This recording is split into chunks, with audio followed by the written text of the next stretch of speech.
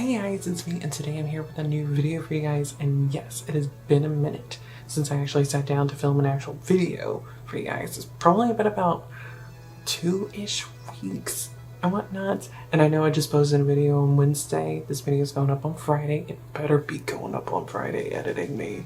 As per usual, I've been very busy with work, but also my nerve pain started acting up on me again about maybe almost 2 weeks ago now, and so I've been dealing with that. Luckily, it seems like I'm on the tail end of it, but I also went to the doctor and they got me some pain meds and everything, which I haven't taken any today, so that's a good thing.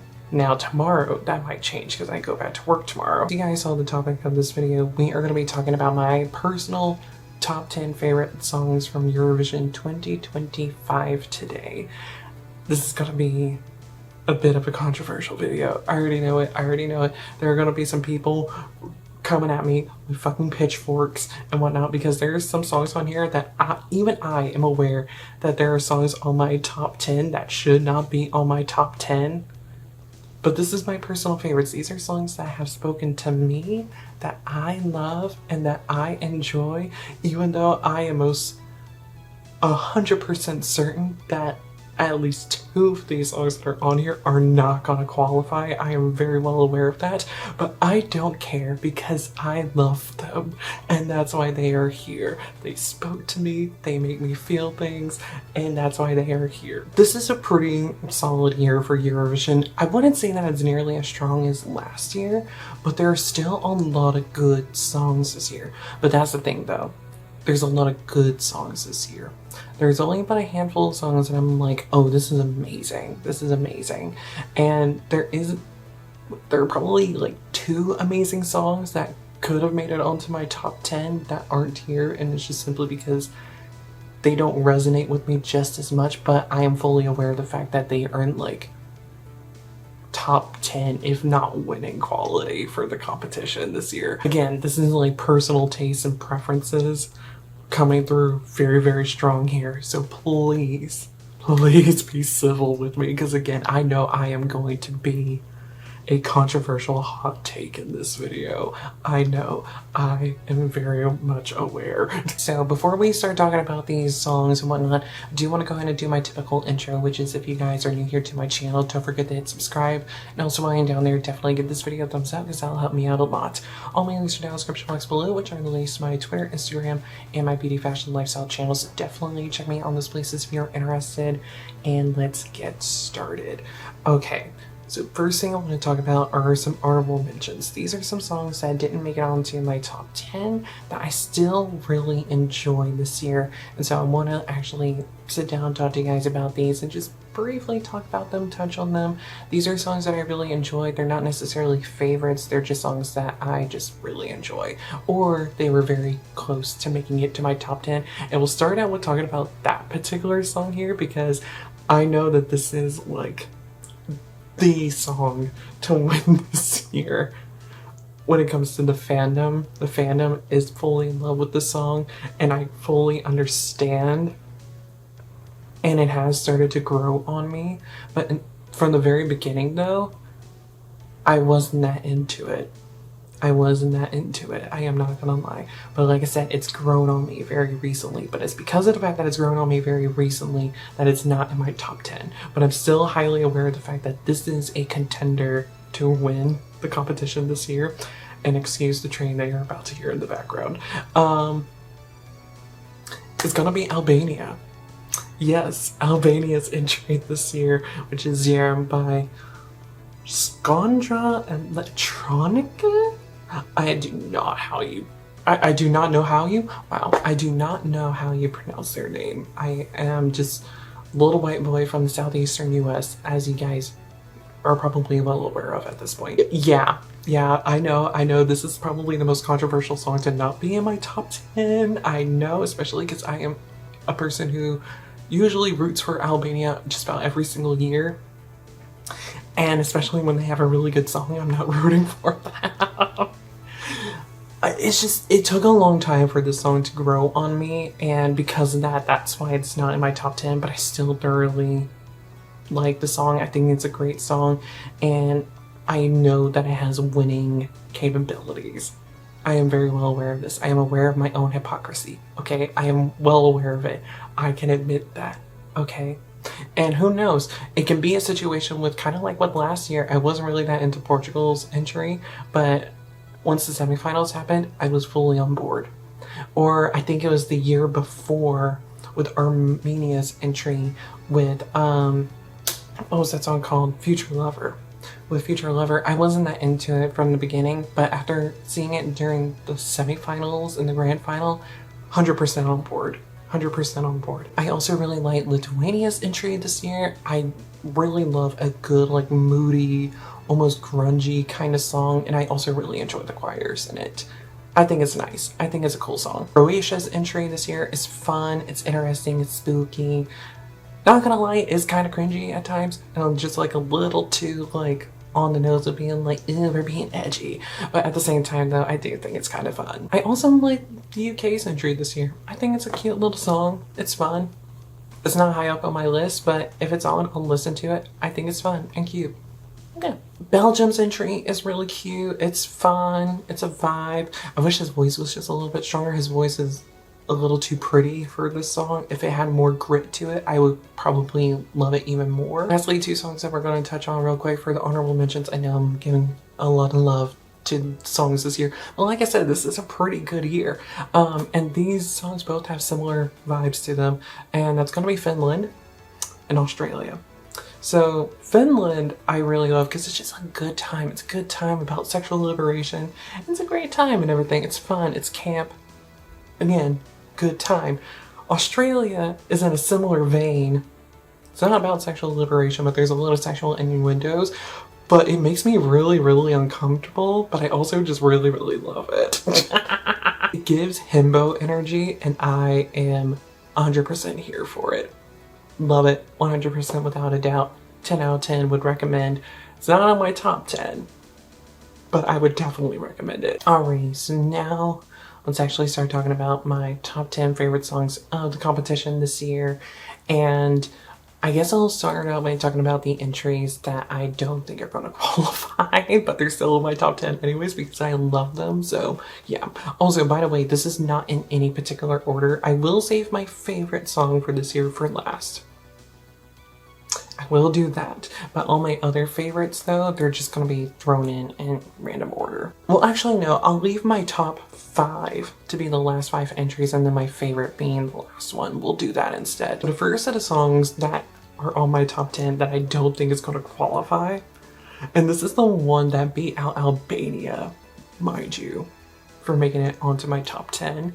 And this is going to piss off so many people. I already know. I am aware.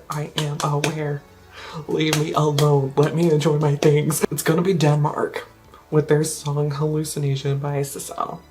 I believe that's how you pronounce their name. I do not know. Again, white boy, southeastern US, I know nothing. I love this song. From the moment I heard it with the national selection and everything, when it got dropped and everything, when I listened to that first time, I was like, this is magical. I love it. Is it anything revolutionary? No. Is it anything exciting? No. But there's something about it that's just so magical and just such a good time to me that it's just like, it is just perfect. I don't know how else to describe it. The song just makes me feel things on such a deep level that I'm like, I love this. I love this a lot. Do I think it's gonna qualify? No. I really don't. I honestly don't think it's going to qualify. Will I be over the moon happy for it if it does? Yes. But like I said, I don't expect it to qualify. It's just one of those songs where it's just like, it's a controversial hot take that this is in my top 10. But hey, like I said before, I like what I like. So let me like my things, okay? Again, and put the pitchforks down, put the torches down. I know. This is the one that beat out Albania. But let me live. Other song that I know probably isn't going to qualify, but it's still in my top 10 anyways, is gonna be Latvia's entry. This one, oh my god, this is gonna be... I'm not even gonna try to pronounce the name of this project, this band, or the name of the song. It's... yeah, you'll see it up on the screen. I love this song. I've actually heard a song from these girls before, long ago, and I just randomly came across it on YouTube one day all those years ago and was really into it. I thought that it was cool. It was something different because it was like 6 singers all like harmonizing beautifully together, but it's still very folky and everything, but without it being like that dark, gritty kind of folky stuff that I typically go after. Like projects like say like Heilung or Druna, they're escaping me, Zivia. But yeah, I learned about these girls a long time ago, and I remember when this performance came out and everything, I was looking at them and I was like, haven't I heard of these guys before? And I saw in the recommended videos that particular video there that I saw years ago, and I was just like, oh, it's them. They're going to Eurovision. How cool. Which, speaking of which, I heard a song by Gaja, Norway's entry last year. I heard a song from them years and years ago through Space on Travel. Like Space on Travel, they're a YouTube channel that I keep up with. They share like songs and music videos from like up and coming bands and whatnot, particularly rock bands and modern metal bands, but they'll also dip into metal as well every now and again. But yeah, they shared a music video from Gaja years ago. And I didn't realize it until it randomly popped up on my recommended videos one day, and I was just like, wait, I've heard that before. That was them? It's one of those weird moments where I constantly find myself encountering artists going to Eurovision, or learning that an artist that is going to Eurovision is somebody that I've learned about before in the past. It's getting to that point because I listen to a lot of music from Europe, and it's getting to the point where a lot of artists that I keep up with on the regular are getting into the competition, which honestly makes me kind of happy. Like, this is one of those kinds of entries where it's just like, you know it's not gonna win. You know it's not gonna win. But it's an underdog kind of track. Like, this song just has so much light and warmth in it. It just makes me feel things, and I love it. It's a beautiful song. It's so pretty.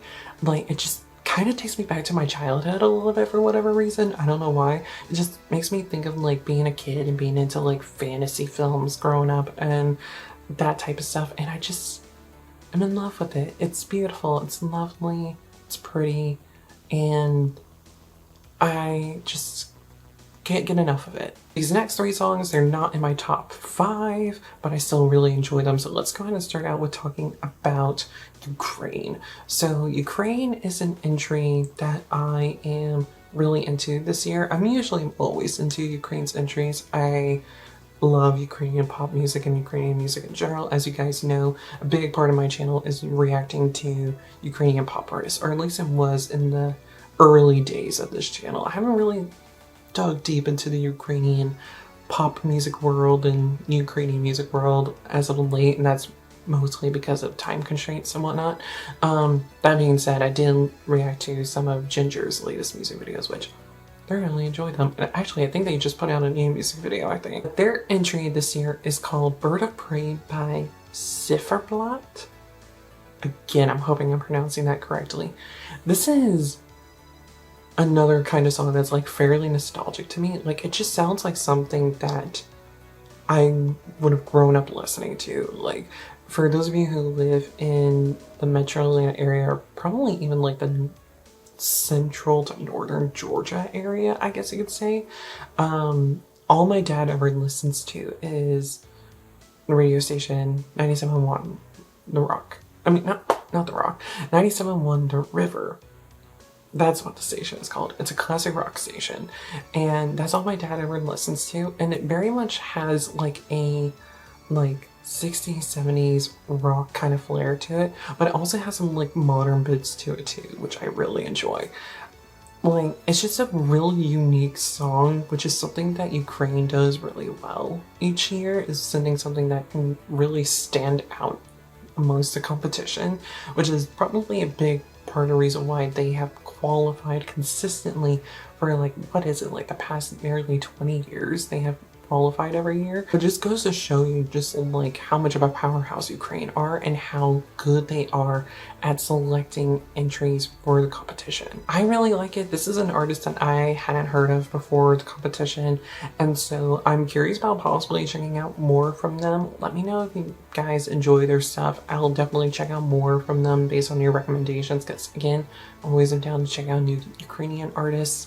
And yeah, I think it's a cool time. I think it's a cool song. I think it's fun. I think it's pretty. And it's got some folky bits. It's kind of modern. It's kind of 70s classic rock kind of feel to it. I like it. Next entry we're going to talk about is Poland, which is going to be Gaja by Justyna Steczkowska.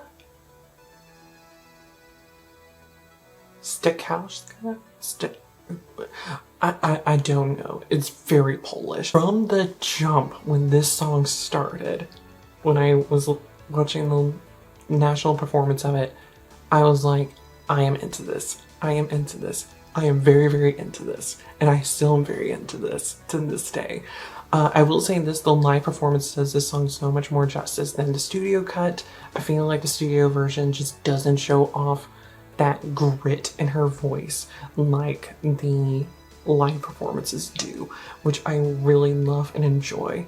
And I also love the inclusion in that national performance, the tenor during the bridge. I really enjoyed that bit because it kind of breaks up that silence a little bit that happens in the bridge. Really enjoyed that. The staging on this is amazing. Her dancing is amazing. The vocals are amazing. The production is wonderful. I love the vibe. Like, it is just such a powerhouse of a song. You guys know me. I love dramatic music. I love theatrical music. And this song is very much both. And Homegirl is stunning. Absolutely stunning. She is gorgeous and she's got a great voice. So I am very excited to see what's going to be happening on that stage, especially knowing that like there's a bit where she gets lifted into the air and whatnot in a much more exciting way than that one entry this year where the guy just got flipped upside down.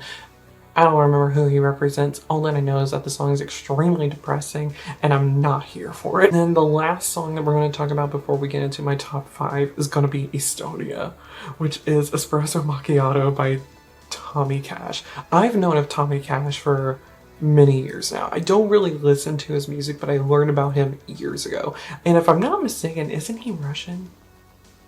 Or did he just have his like start in Russia?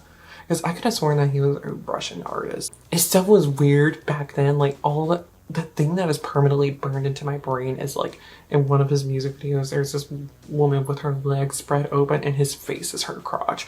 Like that will forever be burned into my brain. But this song is just pure Eurovision goodness. Like it is campy. It is weird. It's a bit unhinged because like people are really upset. Well, I say people are really upset. There are some people that are upset about this song because I feel as if it's making fun of Italians, which it kind of is, but I kind of love it for that, where it's just like they're just, it's clearly a song that's not meant to be taken seriously because they know it will upset people, but it's just so fucking funny to me because it's just like, no stresso, no need to be depresso. And then life is like spaghetti, it's hard until you make it. That line, it's pure camp and I fucking love it. I also love the fact that it's like this duality of him singing to himself and playing himself as two different characters. Like it is just amazing. It's almost like watching that lip sync of Silky Nutmeg Ganache on that one like lip sync battle thingy on Drag Race All Stars years ago where they did Barbie Girl and she did Barbie Girl all by herself because half of her outfit was Ken and the other half was Barbie. Like, bitch, like absolutely unhinged behavior, but just so good. And I don't even like Silky. I think that she's annoying as all hell. But this song is so much fun. It is so catchy. I enjoy it. I hope it does well in the competition this year. And actually, speaking of like ridiculous songs, I know some people might be curious why I didn't include Sweden on this. Sweden's song is fun, but it doesn't have playability for me. Like, it's something that I will have fun watching and jamming out to during the competition, but it's not something that I'm going to listen to outside of like watching the competition. Alrighty, so now it is time to discuss my top 5. Again, the only one that's gonna be in like any particular order is my favorite song of the year. The other 5, they're just gonna be thrown in. So let's start out by talking about Montenegro, which is Dobrodošli. Is it Dobrodošli or Shmi?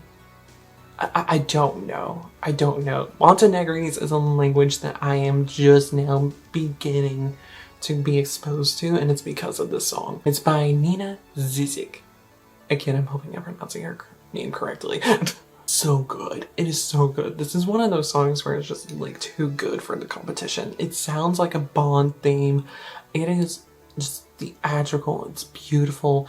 I love a female singer with a deeper voice, a deeper register. There's just something about it that just does it for me, and I just love it. Like, she's got a bit of rasp in there, but not like that, like Bonnie Tyler kind of rasp, especially how Bonnie Tyler is sounding now. Oh my god, girl, what happened to you? She needs a chloroseptic is what she needs now. Anyways, getting back on course here. This song is just stunning. Stunning. I'm curious about what the staging is gonna look like, because I know in the national selection there wasn't much happening with the staging. Granted, this is one of those kinds of songs where you don't want to have too much being taken away from the singer. And so you don't want the staging to be too much, but at the same time you need some flair and everything, because this is one of those songs that I can very easily see it qualifying, but if it's not staged correctly, it's not going to. And this is one of those kinds of songs where it's just like, you gotta be careful. You gotta be careful. You gotta be mindful with how you do it. And I'm so hoping that this song does well, because it is just such a great song. Really, really love this song. It's powerful, it's theatrical, it's beautiful. It's everything that I enjoy in like these more like cinematic kinds of songs that can occasionally pop into the competition. Next up we're going to talk about is Greece's entry, which is Asteromata by Klavdia? Again, something that I have learned ever since playing Assassin's Creed Odyssey. I really love traditional Greek music. I don't know what it is about it. I like traditional Greek music. It's just so very beautiful to me. I don't know what it is about it. It just does it for me. And this is very much in like traditional Greek music with like a bit of like a cinematic flair to it. And it's very Greek. It's very pretty. The intro is just so dreamy to me, and just the entire vibe of the song, like the progression of it is just so good. How it just like keeps on like welling up and just has this big moment in the final chorus, and it's just like, and then it just like softens at the very end. I love it. I think it's gorgeous. I think it's a lovely song. Again, this is one of those songs where I can easily see not qualifying potentially if it's not staged correctly, but at the same time though, I can really see this doing well in the competition. Maybe not so much in the grand final, but definitely in the semifinals. And so I'm really rooting for this song. I'm really, really rooting for this one. Next up, we have probably one of the most unhinged entries this year.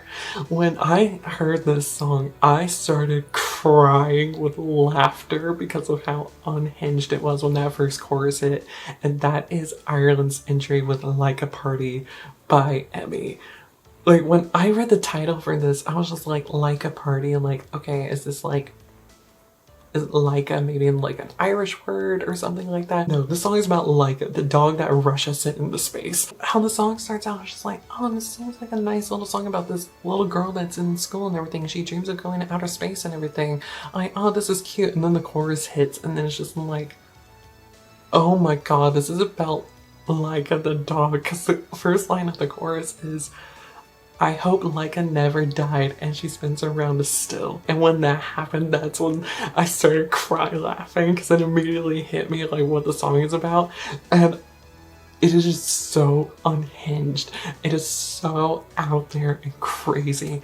I swear, if this song does not qualify, I am going to be so disappointed in all the Eurovision fans, because this song needs to qualify and make it to the grand final, because I may or may not be having a Eurovision watch party here for the grand final. I don't know. I need to figure out if I'm gonna have people over. It might just be me. I'm gonna invite a friend. I need to check in with some other friends, see if anybody's down to come over. They may not. I don't know. We'll figure it out. All that I know is that this song needs to qualify. For my friends that don't keep up with the competition, which is most of them, can see this and experience the craziness that is this song. The second to last song, and this is probably my second favorite song this year, and it's also a song that is being predicted to be the winner this year, or at least within the top 3, or at least the winner for the juries, if it is done correctly and properly, because this is one of those songs where it's just like, in theory, this can be amazing, but you won't really know until you get the final result of it. The live performance, because it does great in studio, but can this kid hold up with this performance live? And that is Austria's entry, which is Wasted Love by JJ. When this song first started, first of all, I didn't know that it was a boy singing this. I did not know that. Which makes me extremely jealous that I can't get that high with my vocal range. I'm a mezzo-soprano. I can get into those higher notes. I can also get quite low as well. I can sing like the normal chorus notes and everything quite easily, but I can't get into like those extremely high notes towards the end of the final chorus and the very end of the song. Like, I can't get that high, but I can do all the other stuff. When I first heard this, I can't remember if I was listening to it in my car or if I was listening to it at my desk. It was one of the two. But I remember as it started and everything, I was just like, kind of not into this. Like, it's kind of like, whatever and everything. Then the chorus hit. I was just like, oh, well, this took a bit of a turn. This is lovely. And I'm like, okay, got my attention now. All right, let's just keep listening. I mean, it's an opera singer. I mean, opera singers are nice and whatnot, but let's see if it goes anywhere else. And bitch, does this song go places. It is gorgeous. Absolutely gorgeous. Like that particular comment said, this is going to be a song that the juries are going to be head over heels with. I already know it. A lot of people are already predicting it. I don't know how it's going to work with the televote. It could potentially work really well with the televote, but like that same comment that I mentioned before, like the juries are going to love it, but it all depends on how it's executed during the competition. This is an extremely hard song to sing. Like I mentioned, I'm a mezzo-soprano and everything. Like, I can get very high. I say I get very high. I can get pretty high. Let's let myself down a little bit. I can get pretty high. Even for me, who is comfortable singing at that higher register, I can have a hard time with this. This is not an easy song to sing. Even for like a woman who is a soprano, this is not an easy song to sing. This is a song that can either potentially do exceedingly well in the competition, like in the live performances, or it can be something that is going to be a massive letdown. I'm hoping that it's not going to be the latter. I am so hoping that it's not going to be the latter, because it is such a fantastic song. It is gorgeous. But I can also see potentially how it cannot do very well either, because again, it is very hard. It is a very difficult song. Like, it's already hard enough to like have one very high note in a song. The song has two, and the build up to those high notes, especially that last one, is a massive jump. And any singer can potentially crack getting up to that note. Even the most seasoned of sopranos can crack making a jump to that final high note. And it's gonna be that final high note that people are gonna be the most excited about and are going to critique the most, because it's the final note of the song. It's the money shot of the song. So I have very high hopes, but I also have very high expectations for this, because of the vocal talent that goes into this. Finally, we have my number one favorite this year. The moment that I heard this song from the national selection, I knew that this was my favorite of the year. Like, there was probably, like, when I listened to this song, I think there was only but maybe like 20 songs announced at the time.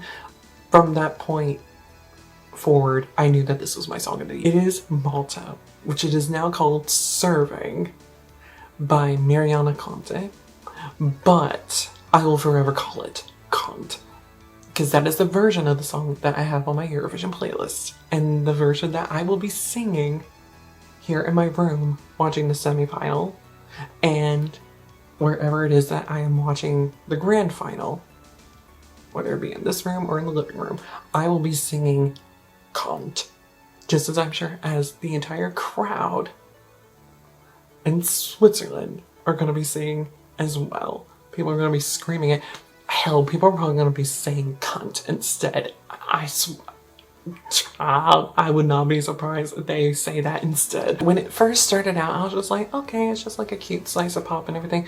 Then the chorus hit, like that first beat drop hit, and then she's just like, serving cunt. I went full blown in that moment and just started screaming, snapping, and just like going all in, girl. Like, it was game over for all the rest of these hoes in that moment. In that moment, I knew this was my winner, and it still is my winner to this day, months later. She has to win in my eyes. She needs to win. She needs to win. I want her to win so badly. Do I think she probably will? No. Do I think that she'll probably do really well, though, in the competition? Yes. Not for the juries. I feel like the juries are going to do her dirty. But I think that the televote is going to love this. I think they're going to eat it up because it's just so good. Particularly the people there. They're going to be losing their minds with this. And I swear, this does not qualify. I will scream louder than any scream that has been scrumped. This song is my everything this year. This is that song that is just like, it needs to qualify. It needs to qualify, and it needs to make it into the top 10. It has to. It has to. From the get-go, from the original version of the song, it is very much for the gays. And I mean, Miriana herself is queer, so it's just like, she knows her audience. She knows who she is. She knows who this song is for. And that, kids, are my top 10 favorite entries for Eurovision 2025. What did you guys think? What songs are on your top 10 list? Please don't be too upset with Albania not being on mine and being like snuffed out by Denmark. Please be nice to me. Again, put the pitchforks and torches down. I know, I am aware. Anyways, I hope you guys enjoyed this video, and until I see you guys in my next one, whenever that might be. Goodbye.